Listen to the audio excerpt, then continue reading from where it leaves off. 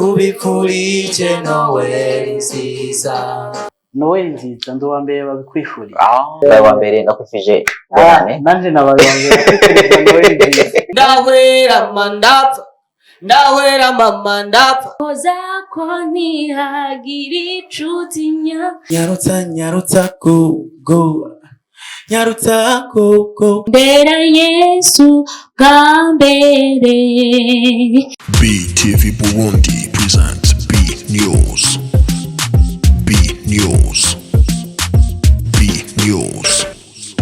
Hello nshuti namwe bakunzi ba BTV, turabaramukije tongera tubaye ikaze mu kiganiro B News. Ikiganiro mwama mukurikirana imisi yose kuva kuwa mbere gushika kuwa kane, na mandi kumwe na DJ Rafa ni Spox, hama twama tubashikiriza hano kuri no mbonesha kure ya nyene BTV. Yes, B News twama tubazana amakuru menshi atandukanye. Rafa ndakuramukije. Amahoro neza cyane Spox, meze neza.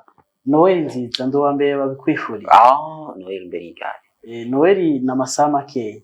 Akana Yezu karavuka mu kanya Mbega karavuka byavuye. Ego cyane, reka saha Noel Nziza kuri mwese. Abantu bose bariko baradukurikira. Abakunda Yezu. Na cyane abemera ivuka rya Yezu. Abamukunda Yezu na Yesu. Yes I. Nizere rero ko B News yacu tuma twitanguza indirimbo yitwa Igiswi, indirimbo y'ukwezi ya Frank Generation 80. Reka tudatevye tukurikirana imisegonda mike.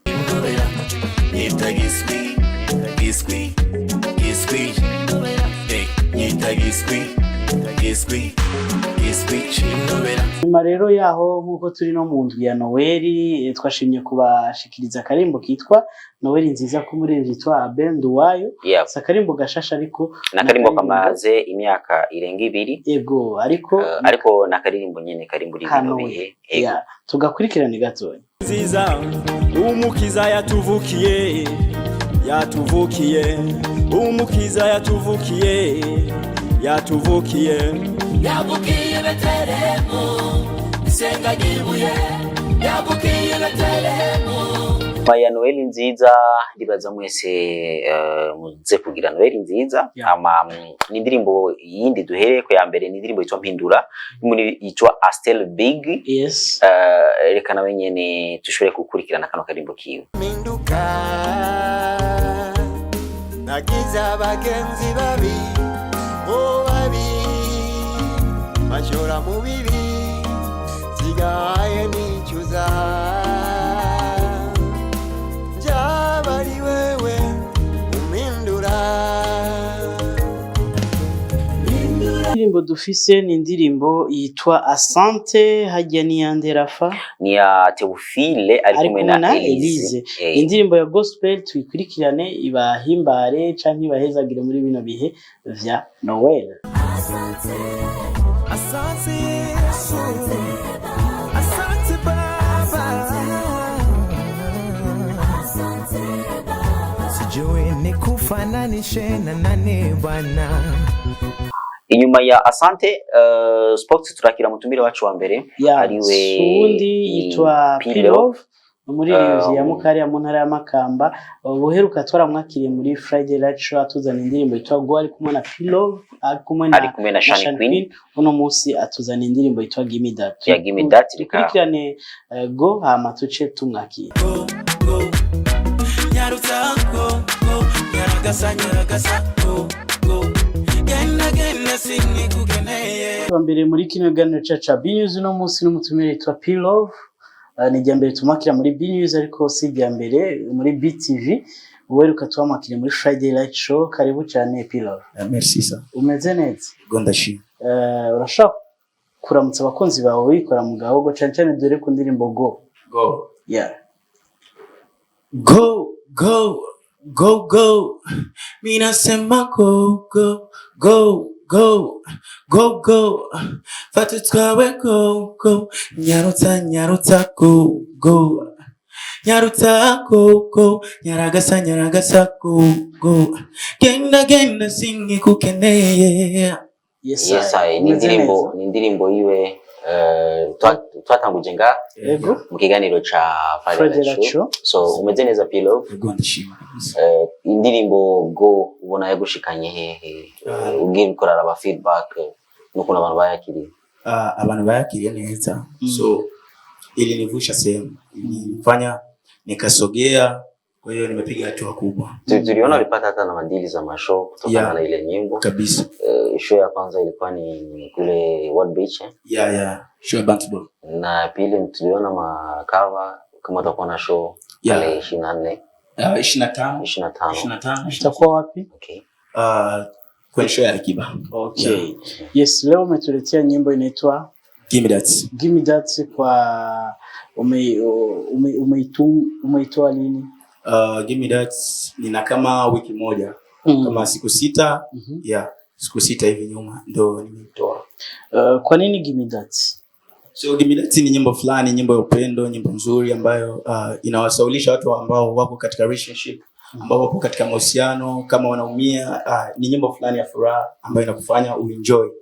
Ukijaribu kutafsiri hiyo title tu kwa Kiswahili inamaanisha nini? Give Me That, yani mfano nataka hiyo. Yani napenda hiyo, nataka hiyo. Hiyo nini sasa? Yani so yani napenda kila kitu ambacho yupo nacho. Yani ni kwamba nimemwimbia mpenzi wangu. Kwa sababu kama katika picha fulani zilitoka pale, inaonekana kabisa ni kitu ambacho ni penzi la kitandani. Kabisa. Kweli ndio hiyo uko nataka. No, unajua sisi ni wasanii. Unapokuwa mwanamuziki unakuwa ni kioo cha jamii. So unachoweza kuimba ukimaanisha yani ukimaanisha zaidi watu watahisi kumbe jamaa alikuwa anamaanisha kitu fulani. Kwa hiyo sisi ni wanamuziki. Ile nyimbo ni ya mapenzi ndio kama nilivyosema. Na mwimbia mpenzi wangu na enjoy nikiwa naye katika mahusiano hivyo. Yes, tumeona before clip itoke zaga picha nyingi kwenye mtandao, pakaongelewa mengi kutokana na ule mrembo gisi amekuwa amevaa ndani na position mlikuwa mkikamatana. Sasa kwako wewe haikukuharibia chochote au unajua au kuwa na woga wote wa kufanya vitu kama vile? Ilikuwa ni base. Kiukweli kwa upande wangu mimi nyimbo siku zote kama mwanamuziki unapoandika track, ukimaliza ukirekodi kiweka pale, so nyimbo ndio inachagua, anasema inatakiwa kwenye video fulani, sawa, video vixen fulani. Kwa ile nyimbo ilitaka video vixen awe mnene, sio mwembamba, sio mdogo, awe mnene mwenye umbo fulani hivi ambalo yani hata ukimweka katika video yako itavutia. So lakini kitu kingine kuhusiana na zile picha, watu waliongea sana. Unajua watu waliongea sana, wakahisi kwamba sasa mdogo ametoa tu nyimbo moja hii, imemsaidia, imemvusha sehemu, anakuja kutuletea nyimbo nyingine maajabu ambayo tuelewi. Kwa hiyo watu wakajua kama kuna mambo yani mabaya ndani katika ile video. Lakini sio kweli. Kuna picha fulani hivi uko na yule demo. Umelala chali afu yuko juu yako afu umefunika shuka. Mko mnafanya nini pale? Pale tulikuwa tufanye chochote. Kwa sababu unajua unapokuwa huko na shoot video, wanakuwepo watu wengi pale. Director na timu yake, wewe, mimi, manager, nani hivyo. Wanakuwa wako wengi. So pale tuliamua kwa sababu kwenye video kuna scene fulani ambayo tulikuwa tunacheza. Lakini ile scene pale haikuweza kukujaribu. Kwa sababu ukiangalia mtu akiwa anaangalia anajaribiwa. Wewe kama wewe demu yuko umelala chali afu demu yuko juu yako, afu katika style kali kwenye position kama ile. Kiukweli kwa kujaribika kivyovyote vile. Unajua joto fulani nakwambia mwanaume yani ukishakuwa rijal lazima majaribu yatakuwa, lakini mimi namshukuru Mungu alinisaidia sana kwa sababu nilikuwa sifikiri sana kitendo kile. Style fulani hivi ya mahaba zaidi. Mahaba. Tuambie pale mlikuwa mnafanya nini? Pale ni moja katika scene za ile nyimbo. So watu walihisi kwamba ni vitu vingine ambavyo tulifanya. Hapana, ile ni scene ambayo ipo katika video. So pale tulikuwa tumevaa, sote tulikuwa tumevaa. Tulikuwa tumevaa sana. Lakini kwa juu hivyo kwa juu mimi sasa nilikuwa nimevua single end tu, lakini chini nilikuwa nimevaa. Na haikukuteteresha kiasi fulani hivi kwamba unahisi give me that nipatie hiyo nipatie hiyo. Huyu kuhisi kuingia katika hiyo stress. No, unajua lazima mtu uwe unaelewa, unaona? Mimi niko pale, niko kwenye kazi. Ile ni kazi pia. Alafu watu wamejaa. Kwa hiyo huwezi kuleta zile mind zingine za kuanza kufikiria kitu kingine. So yule ni mwanamke ambaye umemchukua, umemlipa kwa niaba ya kufanya kazi. Sio kwa mambo mengine. So ilikuwa ni hivyo tu. Wala hakuna kitu kibaya ambacho kilichofanyika pale. Yes, wimbo umetengenezwa wapi kuanzia kwa audio kwa video? Audio nimetengeneza tena Bantu Boy chini ya PNL Pro. Ni producer wangu ambaye namkubali sana kwa sasa. Una mkataba naye sababu tunaona na Go kwanza imetengenezewa huko Bantu Boy. Unaona hapana, sijana mkataba naye. Sema PNL ni katika maproducer wa kwanza ambao walionipokea vizuri mimi kipindi nafika hapa town. Yeye ni producer wa kwanza kabisa ambaye alinisupport akasema ndugu wangu una kipaji. Wewe ukipata mtu akushika mkono wewe utafika kabisa. Kwa hiyo iko hivyo. Kwa hiyo video nimeshoot kwa director Jobeli. Jobeli ndio ameshoot mzigo wote huo. Okay. Unahitaji wimbo kufikisha wapi? Mimi ninachoomba Mungu anitangulie, alafu nahitaji nyimbo iweze kunivusha sehemu zaidi na zaidi kwa sababu ukiangalia muziki wetu wa Buja Flavor ni muziki ambao sio kwamba tufanye muziki mzuri, tunafanya muziki mzuri sana na kila kukicha wasanii tunaumiza vichwa kufanya vitu vizuri. So unashangaa unakuta muziki wetu haupenyi zaidi. Yaani kama wanaopenya ni wachache.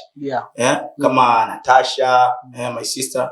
So na wengine tu wachache. Lakini unajikuta muziki hauchezi sana kule kwenye nchi zingine. Kama sisi tunavyokuwa tunacheza nyimbo zao hapa. Kwa hiyo mimi ninachohitaji tu kikubwa ni support yenu, mashabiki wa muziki mzuri muendelee kutusupport.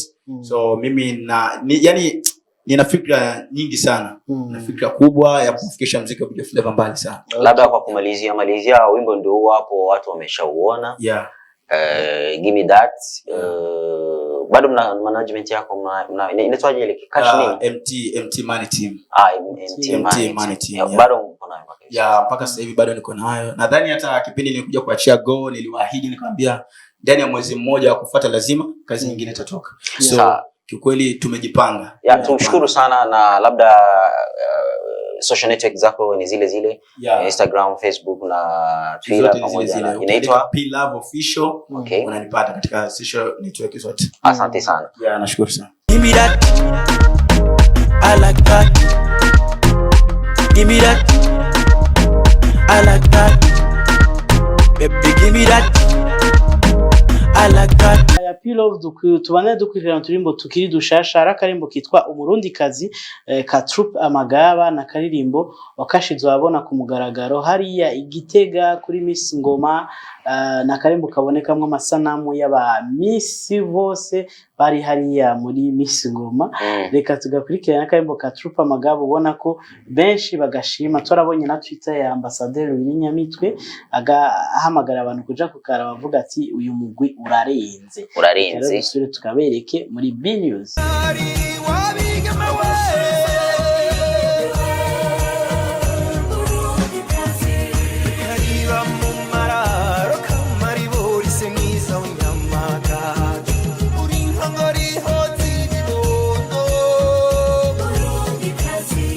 Yes, nyuma y'akaririmbo kitwa Umurundi kazi ka Troupe Amagaba reka dukurikire ubundi mutumire wacu wa kabiri nawe sundi ni umuririmbyi kazi yitwa Clementine Kevi yaramaze igihe kinini cyane mu gacerere aheruka kuva mu gacerere n'akarimbo kiwe kitwa Vuba.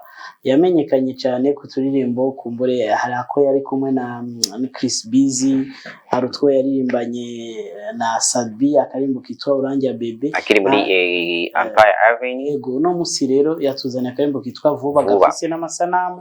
Nibaza ko ariko akarimbo konyene afise k'amasanamu kiwe neza cyane. Reka tugakurikirane hama tumwakire. Utaje noragatira nyaruka vuba vuba vuba vuba vuba. Okay, umutumire wacu agira kabiri nakanyana sasa wenyewe akunda kuvuga kutunyana. Reka tumwikaze Clementine Kevi yaje yambaye amakurere nk'uko ya Saint Valentin no kumunwa yaba yiraburaho ari mu rukundo. Yaramuronse vuba yaramurose ashaka kugaruka. Gusa iki ari kintu kimwe cyantangaje nababonye muri ya waiting room yiwacu na MB Data bose bambaye style imwe. MB Data dufata umwagira en plus bafite indirimbo bose nshasha ariko kandi ngo bamaze n'imisi bahurira mu biganiro. Bo jena babajije ati none mwebwe ubu nta kuntu mwobo mwavuye hamwe turaza kubimenya. Okay, kaze sana Kevin. Reka tumwakire aturirimbira akaririmbo yaherukirako ari kumwe na Sadbi gatoyi gutu. Baby, baby, oh, oh. Oh, babe, come on, we move on. Run, run with me, come on over. Let's back tonight, dancing together. I wanna say, fun, let's touch your body. Cause I can't hagiri chutinya. Ibingo yeko, kuriwe biremewe. Ntozeko? Okay, tugiye muri rofe. Genda shaka ndakuririmbira ikibanza cha Sadbi. Kuririmba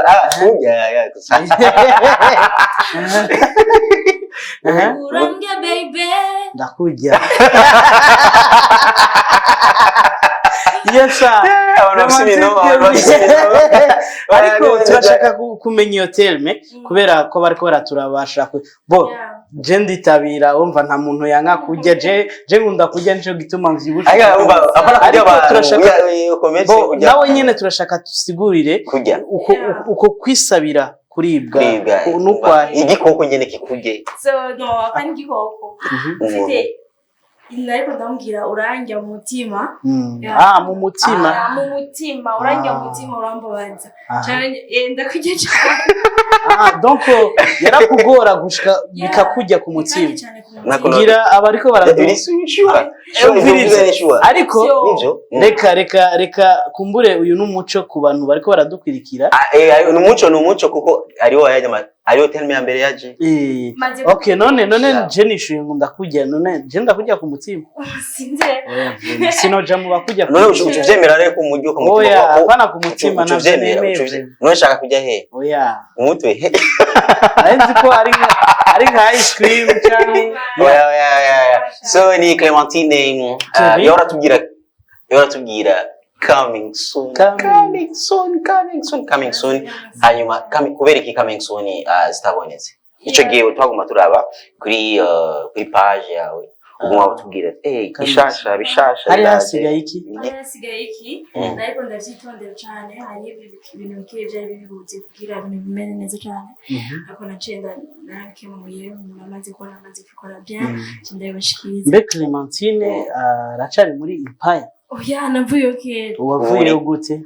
Navuye neza nyene. Warasezeye? Yaramasezerano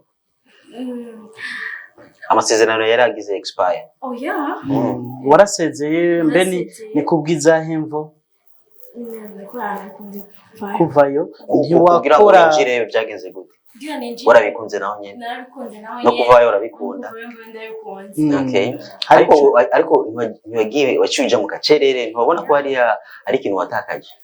So nagiye mu gacerere natakaje ikintu gikomeye cyane ariko nzokigarutse. Okay, nibaza ko vuba zokigaruza niyo songe. Yego cyane. Yes, indirimbo rero vuba yaje gute? So ni indirimbo yo kuririmba umukunzi kukumbuye yaje vuba. Yari kure? Tugatura abantu bose abakunzi babo bari kure. Kubera nabo baza bacashikira muri quarantaine. Yego. Ariko ni sawa kuko baratinda bakaya. Yego. Vuba ico ciyumviro canke iyo ndirimbo yakorewe he bimeze gute? Ni twikondo beat yakoze audio video yakoze handibera. Turumva ukuntu itangura ayaya kukujambo. Kubera iki kajya kantu? Nakaya trop ka bien. Ni wakiyumviriye? Ariko bibira hano na droit d'auteur. Ngira barasavye uriya muntu. Marasavye copy wa. No, je trouve ariko ntabyo narinzi ko savye kigongwende igendere ni yande barashobora kuvuga bati urasiko ako kayitro nkako gako kigeze kumukwegera Michael Jackson arari mahera menshi cyane indirimbo ya Manu Dibango akaje nyene yakoresheje aka phrase kamwe ariko ntaco uriho rwabimenye sawa ubu yabimenye kandi ngira nta kizoba ego Clementine uriko uza ku ninda ariko aragufasha muri kino gihe uko guteba ko ari kubura abagufasha canke wari ukeneye gusa usora ikintu ciza nanyene ikintu ciza hamwe n'ufasha ubu waramuronse canke management ni label ni biki sinabwo management ariko umuntu agomba kugira management yarambaje ko gento najamo by official anje nkabona tacu bitwaye nzojamo uburyo rero bwakoresheje indirimbo nubwiwe ku mufuko we wacanke ni uwo muntu yagufashije niba atari banga umushikiriza ari muri babandi bakunda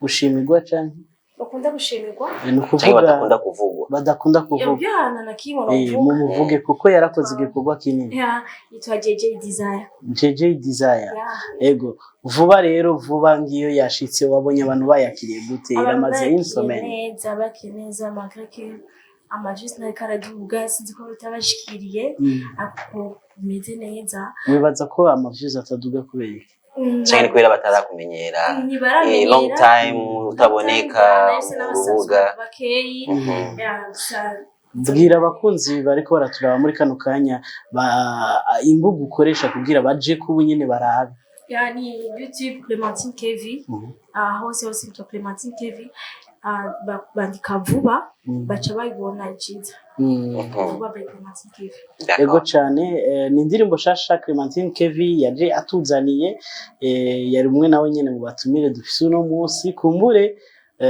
sinzi ko uzoduha ikindi vuba canke ugomba uje mu gacerere kandi tw'umwaka wose yashobora kuzasubira mu gacerere twitege ko uraraba nkajyari nk'ameza ngahe ukwezi abiri atatu abiri ugasha kuza muri janvier canke muri février nizorenga février kandi izozana n'amasanamu zose utanga bitagira amasanamu be ijya ndirimbo yo kujyana ijya yo kujya irafise yo kujyana umutima irafise amasanamu cyangwa barabuze scenario ko umutima kugira ngo umutima biragoye kwinjira okay sasa ducishirize ko gatoyi akakapera kavuba nyaruka vuba be niwe mbuyiri joro be utajisinora gatiro nyaruka vuba nyaruka vuba yes amuta Clementine yaraje canke naraza iyo muntu arindiye vuba ni true story canke abo be uri single hajya oya ashobora kuba single ariko ari yanko bafise umukunzi en relation none abariko baraturaba ari abantu bashobora kuba bashimye kimetemete kavuga ati inbox okay sawa urumva ntimwitinye muzomubaze arafise aho zo kwishura yego n'abashaka kwinjira muri DM Instagram yego cyane tugushimire cyane Clementine nizere ko vuba ni watuzanira ikindi natwe tuzogutumira kandi murakoze cyane tumusezereze kano karirimbo nyene vuba hama tuce tugaruka tubandane na B News yacu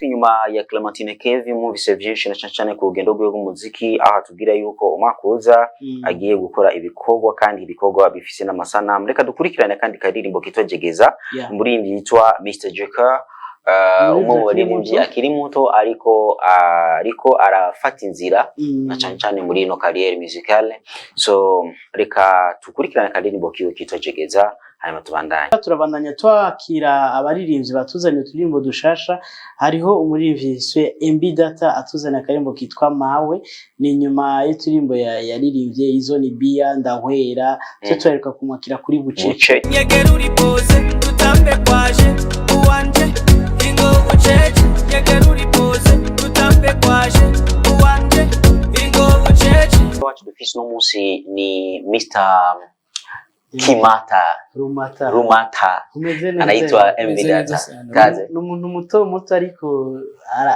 aragutse mu bikorwa urashaka kugira micro na cyane aho yaviriye hariya muri M production benshi barazi yuko bari bazi yuko agiye mu gacerere kutabona ibikorwa bigenda birasohoka. Iyo mbiza turagoye kazi murakoze cyane imeze neza box imeze neza cyane bashaka kwikora mu gahogo nyene gato uramutse abantu bariko baradukurikirana bumve ko ari no conditionally umuziki utambuka uwumva maniga no conditionally yageze wirakuru byumva indani no conditionally umuziki utambuka uwumva maniga no conditionally gerageza wirakuru byumva indani nimburi kimuga bakulete to enjoy nibyabato nabakuze lete mawe mawe umvisonge nawe ngwino yitambe nawe mawe umvisonge nawe ngwino yitambe nawe nibiza kworoha je nibiza kworoha wewe nibiza kworoha na way kurikana uko Imana yakuremye ubifitiye uburenganzira mawe umvisonge nawe ngwino yitambe nawe mawe umvisonge nawe ngwino yitambe nawe je nari nzi yuko yari indirimbo uririmbiye mawe yabeshi niko bayibatse ego ni na titre ya mbere novuga ati itatumye abantu benshi biyumvira ko yahora tuzanira no kunangararako rumata poroporo ariko nawe nyene bumvise ko iri compliqué mawe ariko umuntu yaraza ati kumbore yibutse mama wiwe arashatse agiye asora karimbo k'umuvyeyi ye ariko rero bachamba ariko akamagarira mama we kumbe nibizakoroha mbijya turagoye kazi murakoze cyane pole sana ngo warugwaye nugushima kutuba mwiza warugwaye iki bari banteye indisumo no amasumo arakurembeje ribaye rya kangahe ribaye rya gatatu bigenda gute sinjya muhana singira ikigushune transfer bagira amatransfer kujya kwa mainite canke western ni via bluetooth wibaza uramaze kwikeka babikora canke kwisikira kubaho wikeka umuntu ahubwo no kubaho wirinda umuntu mugana aho mwirinda ntibishoye kureka kuza hama isumu kurengana gute ni misi yawe itaragira canke ucubona gute ko ari isumu burya hariyo umwanya wo kwifuka n'umwanya wo kwifukura biboneka ko umenga ndacafutse imana ndacafutse umunsi ashitse gufukura nzogenda hama uca ubimenya gute ko ari isumu hanyuma uca wivura kubera ko usanzwe ndabizi no kuvuga ntegerezwa kumenya yuko abasinda bafise ari benshi kandi abakunzi nabo ni benshi mbo bose ntashobora kungana mugabo ategerezwa ko bamwe bagwanya kugira ngo banyereke ko ntegezwa gukora n'abandi bankunda bategezwa kunyeka ko ntegezwa kubandanya urumva byo mu buzima ntibishoye kubura kugira ngo ndabimenye ko ngwaye hari kumwenda byumva ngo jewe mva bivana n'ibyo baguteye hari umwanya ushoye gusangana ndiko ndatwara imodoka gasangana na nege zose ngira nkako no kugira accident camenya ko rya muri yemo ryamaze kubagisha Oh my god, I just want $5 Faili Nyanza. Ni shida iko ya nani? Twende. Acha nikuonyeshe. Acha nizime tu. Juu Patrick ngao shama karirimbo kariko kose. Karumata. Okay.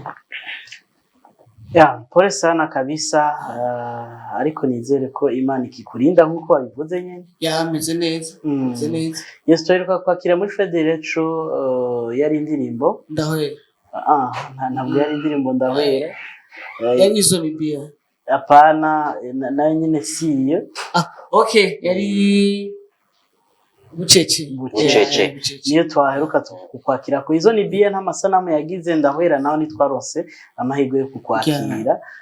Ubu naho tuzaniye indirimbo navuga ati yitwa Mawe rero gute washatse gucanganya abantu? Bose nashatse gucanganya abantu nkuko abantu bavyumvira siko byaje biri. Abantu bari bazaye ko niburi we nawe narimbiye Mawe mama nka kujya umuntu arimbira mama mushimira umuvyeyi ingene byagenze mugabo hari ukuntu ushoye kubwira umuvyeyi ati warakoze kumbyara warakoze kundera warakoze kugira iki mu bisanzwe je naciye mvuga ati uburyo bwo kumushimira ni ngombwa ko nokora ikintu kuburyo nayo mbona umunezero muri kano kanya canke abavyeyi bose aho bari baronkanya hari abamama bamaze kubona bakuze babona kumenga n'indirimbo ntiwitamba cyo gituma mu verse indirimbo ivuga ngo nta condition irimo nukuvuga indirimbo itavuga yumva sinze no ma challenge muko murabona bamwe bako batamba bagaramye abandi bakurira ku biti urumva no kuvuga wumva mu byo gutambije ni kwifata hama kugira ngo niburi binda mwereke ko ategerezwa kuryoherwa ategerezwa gutambana natwe ntabone kumenya ibintu biroroshe mugabo mu nyuma bihava bitaza koro yes indirimbo yo gufunga umwaka ego kumbure reka duta imbere yuko tuza kuvuga kukubaza imigambi ako umengo urafise n'ibiteramo bitari bike wogenda gato wibukije ugukeneye mu biteramo azogusanga hehe ba ungene mu biteramo aca kuri telefone ego telefone tukabona tukavugana nta biteramo ufise birangiza gutumira abantu kuko hari igiteramo wari ufise uherutse ari kuri big one bigura iracica si biteramo no kuvuga itariki 25 nzoba ndi kuri la confiance bar ahantu hose ariko ntibaza ego kwinjira ni ku buntu amazu harimo n'ibinyobwa n'ama promotion uko babivuga bo hama itariki 27 nzoba ndi kuri big one way hama itariki 31 nzoba ndi ku muzinda kuri Lianiba hama itariki imwe nayo ntibira confirme zobamenyesha bitumenyesha ego kandi ngo no ugukeneye akurondera kuri telefone ego ubu nta management cyane nta manager je nta management nigeze mbamwe nta na label nigeze mbamwe nari muri team wari muri team nta muntu none ufise muri team nta team ufise bo team ndayifise rwanishoye kuvuga ati ariko ugukeneye arondera wewe za director beraje canke hari abandi basigira team wo bacha bagufasha iki bo nkakuje nyine ushoye gusanga nko umuntu afise entreprise kira mu message ibikorwa bitandukanye hari uba kuri case hari uba kugira ngo ashoye kugira wa marketing nimba ariko babyita ntumbaze nibindi bitandukanye urumva nani ko n'umuziki nawe utegezwa kumera kuko hari ibyo ntukushoboza je ntigezwa kwa abandi babishobora twitegiki inyuma canke mu ntango z'umwaka kuri MBData naho umwaka ibiri imbere bizimana ariko nuko ntegereje gutangurana umwaka n'indirimbo shusha n'ibikorwa nko kubyara bisanzwe kwa mbere cyangwa kwa kabiri kwa mbere ariko urabona ko MBData ava muri MA canke aza donc atangura kwikora no kwiwe ubu urabona ko wasubiye kuba MBData nyene no kuvuga ndiko ndagenda ko bica Imana yashatse komba no kuvuga unanje ndiyumva mu ikintu kindimwo ndumva kumenga ibyo mbere byanje ndashoye kubiserura bikaba ndashoye gukora nanje nkavuga ati ndafise kugenda unkagenda ukunkicira nkano zumnati byo genda gutuku nibyo byiza ndabona kumenga imbere byose bimeze neza yes nibaza ko mu gusozera kuko si tuzokoma twakiranje cyane tuzane ibishasha ndahwera gatoya sweet nishire kamvugu kuteye your sweetie papa panapa make me feel fine yeah nice tanisha haringa ya nta buriho chubiri ndahwera mama ndahwera mama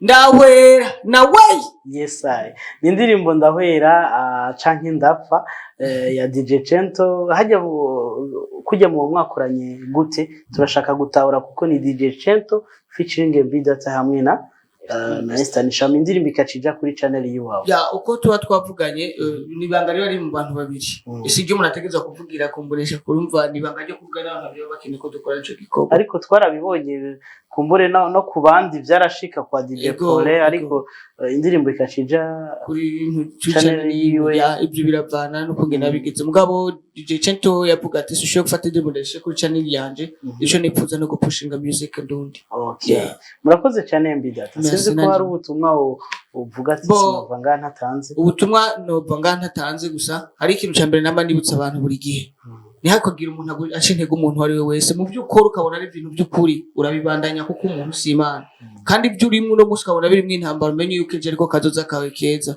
hama MBData ndabakunda cyane bandanye basengera kugira ngo ndabaye ibikorwa byiza nawe Urakoze cyane Tarita bivuga yes reka tumuherekeze MBData n'akarimbo kiwe nyene kitwa mawe kuri kanduka Imana yakura n'ubifitiye uburenganzira mawe umvira isonge nawe bino yitambe nawe mawe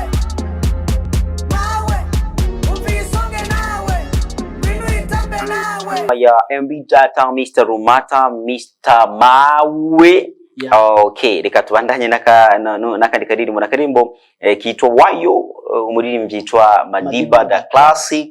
Murazi ko twamwakiriye ngaha dushobora gukora dushira ko mugaragaro no ndirimbo ari kumwe na DJ Freebite hamwe na Dolphin Dankara. Dusubire tuyikurikirane gato. Yep. Oh my baby wayo kunu vyina wayo. Oh my baby wayo kunu tamba wayo. Tamba nguvyina gwede ngwe nguvyina gwede ngwe ngutamba gwede ngukunu kora gwede ngwe. Nimbo dushasha inyuma kumbure yo mutumire wacu, reka tubandanye akarimbo kagezweho ubu kitwa Korayo, akarimbo ka Olegendo Délégué Général. Ni nyuma y'akarimbo kiwe kitwa Dr kakunze cyane, ubu unya akaba yatuzana akarimbo kitwa Korayo rero ni indirimbo iri kiravuga ija benshi cyane tubona ku social networks, abaririmbyi bakomakomeye abakurikiranira hafi entertainment bariko barashikiriza ivyumviro vyabo uko babibona nuko bavyumva. Twebwe twashimye kutagira ico tuvuze, ariko kukabereka kano karirimbo ka Olege kitwa Korayo. Korayo me nyaruza mbike Korayo me nyaruza mbike Korayo sukebuke antuka vraiment utafurahi sana. Twakire abatumire bacu na bana bo muri Chorale d'Alliance basanzwe bari mu kigo gifasha abana nabo nyene bakaba bashigikirwa, ariko kandi bakaca baba bafise n'impano zikomeye baza kutubwira bitari bike na cyane kubijanye n'ico kigo bijanye n'impano zabo. Reka tubakire. Zokagendana agakiza kimana we zokagendana agakiza kimana we zokagendana agakiza kimana we zokagendana. Oh, hallelujah. Amen. Mwuka wa Noeli. Amen. Urakoze cyane. N'abatumire bacu n'abatumire bacu bava muri Chorale d'Alliance, ariko bava muri fondation yitwa Niyo Ngabo. Muri fondation Niyo Ngabo. Kumbure batabure kwidondora tuduhereye n'uwari hafi yanje. Je twa Nizeyimana Jamali, ndo mwana umwe yagiye ubwo muri fondation Niyo Ngabo. Bakaba batwigishwa utubuga dutandukanye, utuntu twamubonye ari n'utundi dutandukanye, nk'ingoma twakubita nta ngorane, inama zose turazifise, sofu igitare nico gitarabona, ibindi turabizi turagerageza nyene. Ibutsa uzo witwa Nizeyimana Jamali. Ego nanje banyitwa Fiacre Iramunda, nkaba nanje ndi umwe mu bagiye ubuntu ndatorwa nje mu kigo fondation Niyo Ngabo. Ego ndaririmba kandi ni n'umucuraranzi ingoma ya battery na piano case ndayivuza, ariko ndi n'umuririmbyi. Ego iyi fondation itubwira ko gatoya. Ego fondation Niyo Ngabo ni kigo kirera abana bananikora, abana b'imfuvyi, abana bataye amashuri, bajya abana baba baratakaje ibyizigiro. Nkuko twe mutubona twe tuvuka ku mpera igihugu hariya muri province Muyinga. Je bantu barabara baranzana ibi navyo narinzi, baranyigishije gucuraranga kuririmba, hariho no gushona, ni vyinshi dukora. Ni hehe ico kigo kiri? Kiri muri commune Mutimbuzi, zone Maramvya. Ego ubu rero wiga mu kangahe? Ego jewe natanguye ndahaza niga mwaka w'indwi, nemaze imyaka 2 niga, ndahiga mwaka w'indwi n'umunani, undi mwaka w'icenda. Ego yes, ariko dutandukire rero kuri Chorale d'Alliance, kubera ko no munsi tubakiriye nk'abaririmbyi. Bimeze gute? Tubwire iyo Chorale nayo yavutse gute? Chorale ukuntu yavutse, kwegereza micro. Chorale ukuntu yavutse, twebwe twaje tuva mu madini atandukanye, hari abantu tutari tuzi kuririmba, tutari tuzi ibintu byo gucuraranga rero umuvyeyi wacu ukuntu aturerera mu rukundo atwigisha icuzi ugiye kabandi rero hariho abo batoye bari basanzwe babuze abavyeyi bazi kuririmba rero tumaze gushikira hamwe twe twiga urukundo baratangura umuvyeyi aratwigisha muze murakunda Imana yaturereye mu rukundo rw'Imana turatangura kurari iratangurira za gake gake byari bigoranye cyane ko bamwe ntavyo twatuzi cyo tuvuye bamwe ntitwanasenga abandi ni nk'ubwa mbere bari basenze baragenda baratwigisha abatuzana abantu twigisha instrument kuradi alliance rero iraza gake gake kugwego rwaho ishika arayitsa kuradi alliance ego reka duhika ijambo Jean Marie tora micro Jean Marie nawe urashaka kutubwira gato ku kigo fondation hama utubwire na Chorale d'Alliance fondation niyo ngabo yarimwe n'umuntu umwe ari we muvyeyi wacu umuvyeyi wacu yatwereka mu rukundo atwigisha ibintu bitandukanye cyane cyane ikintu cyo guhimirizwa mu kwiga none kuva ubwo rero twandanye twiga yonga twigisha n'ibindi wiga mu mwaka ngahe je natanguye niga mu mwaka w'indwi mu munani wamaze umwaka rero ndamaze umwaka umwe ngandizeye ko nindi zohera harimo rero kumwe nemeze Chorale d'Alliance naho kumwe yavutse jewe naje ndayisanga gusa ntiyari bwitwe iryo zina uko nyine yavutse yatanguye ari abantu 80 n'abangahe ariko havamo bakeyi mu mwaka wa mbere mu bagishika none ushikubu tugezemo turabana bashika 50 none iyo Chorale d'Alliance nyene ibaye ahuko nyene ndirimba abari mu kigo bose baca baja muri uko hali canke bamwe baraja hariho abasanzwe n'abaririmbyi akaba bashararanzi ni vuga ni nkishingiro ariko nta shingiro dufite usanzwe ubona ngaho nyene ikigo gifise abana bangahe mwese cyose hamwe gifise abana 154 twese hamwe okay yes Chorale d'Alliance rero mufise imigambi yahe ntimurasura karirimbo canke bimeze gute Chorale d'Alliance mwemetse ntwari basora indirimbo ariko ndizeye neza ko niyo misi bizokunda tukazana mukatugirira yego akana karyo keza rero mutubwire mufite indirimbo zanditse mushaka babafasha ko muzisora canke murafise izo mwasoye zitafise amasanamu bimeze gute turasohora ariko murandika hari abakompoze murafise indirimbo ziwanyu mwebwe nyene ni mufise indirimbo zingahe ziwanyu mumaze gukompoza kuvuga tafise indirimbo zishika 10 ubwawe urandika Jean Marie ubwawe ufise wewe Jean Marie umaze kwandika indirimbo zingahe hanyuma uje naranditse naranditse ivyo sanzwe rabimenyereye turamenyera cyane ndizeye muri no misi cyo turarepetsa kugira zisohoke zije ku audio turizera muramaze kuronka babafasha kumbura uburyo bwo kuja muri studio umuvyeyi akarabitunganya yego twizere ko bizogenda neza ariko gira ko mugize ico musavye abantu bose bariko baratwikira ego ikintu je nabasaba cyambere nkuko jewe ndavyumva mu mutima wanje jewe nakuze ata munezero mfise ariko ubu ndanezerewe cyane rero ico nusaba inshuti n'abagenzi niko icambere bogira urukundo ibi byose aha turi ni kubera urukundo rw'Imana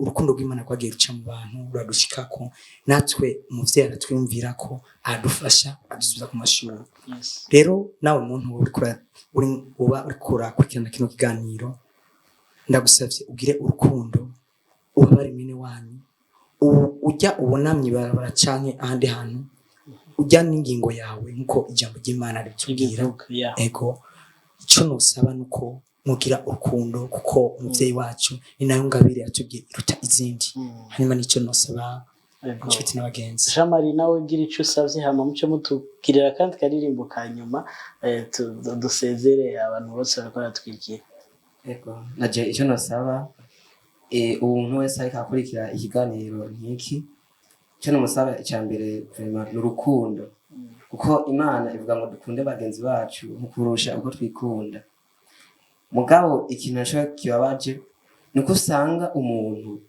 ariko ayerera ariko wewe uri kwamubona kandi ufise icyo umurushije ntumufashe. Ibyo si byiza.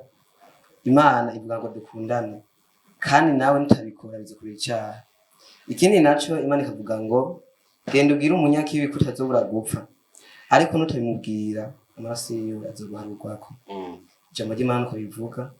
Hanyuma murakoze. Ego kurangiza amashaka kuducishiza ko gatoyi. Ego Rafa mufashe agobore aya aducura rangi. Twagiye akandi. Oh, tubipfurije Noel nziza, tubipfurije Noel nziza, tubipfurije Noel nziza, Noel nziza, tubipfurije Noel nziza, tubipfurije Noel nziza, tubipfurije Noel nziza, Noel nziza. Oh, tubipfurije Noel nziza, tubipfurije Noel nziza, tubipfurije Noel nziza, Noel nziza, tubipfurije Noel nziza. Oh, tubipfurije Noel, tubipfurije Noel nziza. Oh, tubipfurije Noel nziza, tubipfurije Noel nziza, tubipfurije Noel nziza, Noel nziza, tubipfurije Noel, tubipfurije Noel, tubipfurije Noel,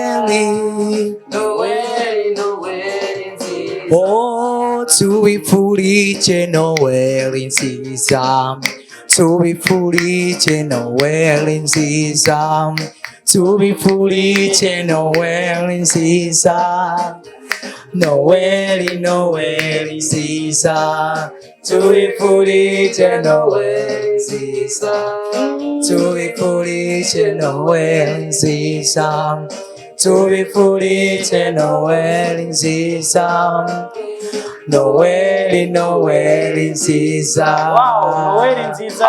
Noel nziza kuri mwese banyonye ba BTV Yikola Dariansi Fondation niyo ngabo mwese murakoze cyane. Ego namwe murakoze.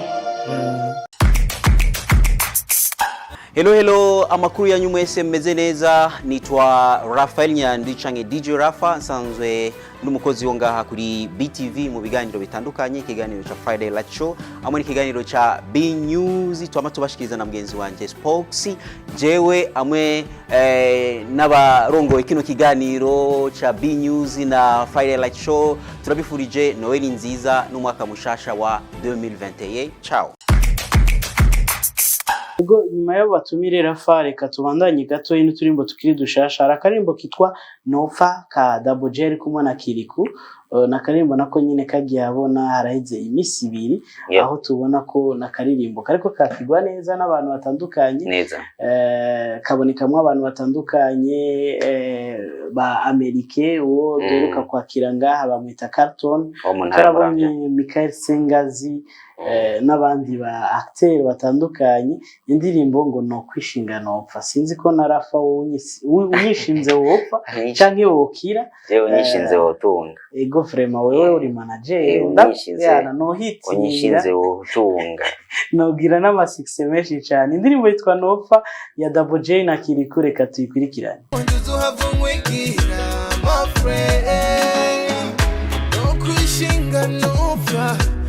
Kwishinga nopfa igunda bizikura umugenza ariko no kwishinga nopfa. Indi ndirimbo ni indirimbo yitwa Tsoba. Tsoba Tsoba. Umuririmbyi yitwa Mr. Gucci Romeo. Gucci yeah. yari kuba ari umutumire kumbure zamugoye sanzwe va ruguru nitwaro nk'akaje tuzosumwakira reka dukurikirane ko karimbo kiwe kitwa Toba. Everybody say Toba, ale twende Toba, yeah Toba, Toba, everybody say Toba, Toba, everybody say Toba, Toba, Toba, Toba, Toba, Toba. Nyuma y'uturimbo dushasha reka tubandanye duhera ku makuru y'ivyahabaye ariko afatanye n'ivyimirije. Turahera kuri conference de presse yatunganye na Edge Fest. Conference de presse yabereye hariya ahari sanzwe hari icicaro gikuru ci banke BBCI.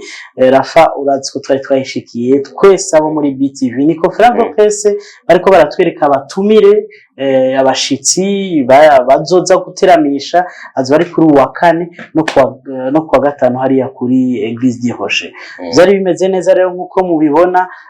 Impamvu vyabereye muri BBC nuko BBC yariyo grand sponsor aho bashoboye no kubaha sheke ya 15 million ariyo mahera bashoboye guterera. Hari abaririmbyi bavuye mu bihugu bitandukanye ariko Rose Muhando ni watari bwashike bikavuga ko yategezwe gushika ku masaha yo kumugoroba. Tubibutse rero ko ari Edge Fest ibiteramo bibiri bikurikirana zine umunsi w'ejo azoba ari gutanga ubushimwe azoba ari guhera 16h hama ku munsi ukwirikira azoba ari giteramo novuga ati gikomeye cyane kirimo abo baririmbyi batandukanye abavuye muri Tanzania, abavuye muri Uganda, abavuye mu Rwanda, Gabo n'ahandi no muri Congo. Tubibutse rero ko ku munsi wa gatanu azoba ari kuri Noel guhera isaha 8 z'umurango azoca wacu giteramo amakwinjira azoba ari amafaranga 10,000 ibibanza bisanzwe n'50 muri VIP aho bazoguha ico kunywa ico gufungura. Yego reka rero tuce tubatumirira mwese kuzoba mwavyitabiriye ariko si ivyo vyonyene murazi ko kuri iyo tariki ya 24 hama hariho ico bita Haveyo di Noel hariya kuri Shemeza Music Worship Temple ariko ni ya mbere kuko nabo nyene bamaze umwaka batanguye sino vyahora bibera hariya kuri Life Center aho bari basanzwe bakorera ubwa mbere. Yes, ni giteramo rero kizoba kiremeshejwe na Apotre Apollinaire. Nibaza ko vyinshi kumbure tuzobibaza Mika uko bizoba vyagenze ariko kandi n'ikindi ca ijoro ry'igitangaza Dudu azoba ari le 31 hariya kuri tele ya SOS ku kibuga ca SOS naho nyine barabatumira abantu mwese muzoze kugira ngo mwibonere ibitangazo biva ku Mana. Ego cyane hariho na Réveillon Explosive de la Saint-Sylvestre kuri Club d'Irak aho izobe yaremeshejwe na Natasha King Kaka hamwe na Femi One tutibagiye DJ 2 ku muri team Natasha hamwe na DJ Kaka Empire. Yes, novuga ati kwinjira murabizi ko ugura ama buffet hariyo buffet ya 30,000 y'abana hariyo buffet ya 75,000 y'abakuzi hariyo na couple ya 30,000. Yes, tubibutsa ariko ko ku magenekezo ya 25 na 26 hari igiteramo ca Alikiba igiteramo kizobera kuri Arena lo 25 kwinjira ni 50,000 na 100,000 muri VIP hama na lo 26 kuri EFI azoba ari 10,000. Yes, tuca turangiza Rafa kumbure twakira n'abatumire nabo baje kutubwira nyene ivyimirije kuri Noel mu ntara ya Makamba. Twashimye kubaha akanya kugira batubwire ivyimirije neza cyane.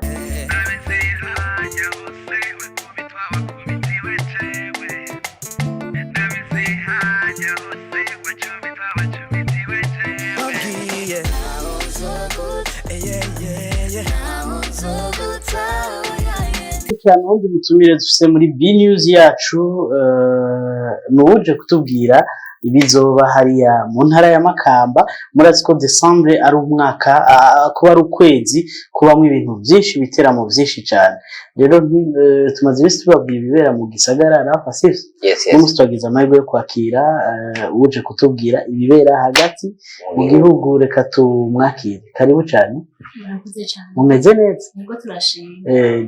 Je korari hajya ni Chorale de la Vignette nyibutsa neza. Ni Les Vigneros de Jésus. Les Vigneros de Jésus-Christ. Turaguha ikaze. Uri umwe mu bayirimo canke urayishe ujedriki? Ndi umwe mu bayirimo, umuririmbyi dusanzwe ndirimba soprano. Ashobora turirimbira tumbe neza cyane. Ikore mu gaho. Nakarimbo ka Noel ni kuturimbira cyane. Aya. Kako hari yani. Yego. Twagiye. Yesu wandemye neza birenze unadukanya n'ibindi biremwa ariko ubu iby'iyisi inyereka ko ataco maze niki mtima wanje gituma urondera ivyano kw'isi rondera Yesu bwa mbere ibyarasi kubikeneye. Urakumvirije cabona ko uri muri Adventiste neza cyane. Donc ukuntu baririmba vraiment ariko sivigiza. Ya na courage vraiment. Zoregereza micro sivigiza cyane. Yego. Hama tubwire umugwi wanyu watanguye ryari mbego ufite indirimbo zimeze gute mbe murafite zibona bimeze gute? Okay, umugwi wacu watanguye muri 2015. Watanguye muri 2015. Turakora gushika 2020 turafite ama audio. Album cyane. Yego, album ari kuzopresenta le 26. Izo bari lancement ya album. Album kandi umuntu mbere yo gukora n'amashusho ama video kugira mutoze mutubana. Yego. Okay, hama ico rero muzoshiramwo ayo masanamu canke ico giteramo giteguwe gute kizobera he? Azoba ari kuri stade Makamba. Iri kuri centre nyene. Hanyuma kubazodukurikirana muzodutora hose. Ushaka ku mbuga ngurukana bumenyi bizoba biri live. Yego tuzoba turi live kuri page yacu ya Facebook yitwa Les Vigneros de Jésus-Christ hamwe no kuri channel ya YouTube. Nizere rero ko twebwe nka BTV tuzatwishikiyeyo kugira ibizoba biriko birabaca live tuzobicishe ko no hanyuma ngaha. Neza cyane. Subira wibutsira bariko baradukurikirana ni hehe ni sangapi kwinjira ni gute hama dusiga inzira amavuta. Okay, ko ariko badukurikirana ni Imakamba kuri centre kuri stade iri kuri centre kwa dufite stade zibiri. Yego. Hanyuma abazo bariko badukurikirana kwinjira ni kubuntu tuzotangwa isaha zibiri dusenge bisanzwe nyene. Concert nyezina izotangura isaha 6 gushika isaha 11. Yego. Kubazo babifuza indirimbo zacu naho bivana nuko umuryo umuntu azoba afise. Hariho amakarte memoire twateguye umuntu azoshobora kuronka indirimbo akaca zijana bivye bimworoheye cyane na nuzoba afise ama flash cyangwa ikindi indirimbo azogenda zijana. Nta gikorane cyangwa nta butumwa bwiza budaciye mu ndirimbo biteguwe gute kuri program? Yo buzoba buhari cyane azoba nishengeri ryahe canke pasteri nde ariko Adventiste ngirivyo ntibibaho. Biraba ni Eglise Adventiste hazoba ari pasteur uzoba aremesheje ikorane yitwa Louis. Ego. Okay. Murakoze cyane. Turashimiye cyane. Muhezagirwe tuzoba turi kumwe. Sawa, merci. Ndatsiko bazoba babifashije na ba Johnny na ba Nicky abahinga bakomeye cyane kugira ivyo bikorwa bizogende neza live. Okay. Murakoze cyane. Reka tumuherekeze tuce tugaruka dusozera ikiganiro cyacu ca B News.